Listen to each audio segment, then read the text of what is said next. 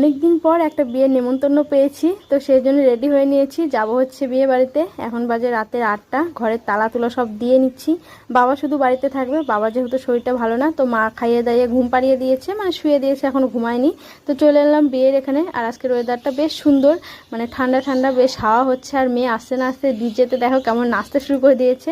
এই হচ্ছে নতুন বউ, বউ বলা ভুল হবে, আমাদের পাড়ার মেয়ে।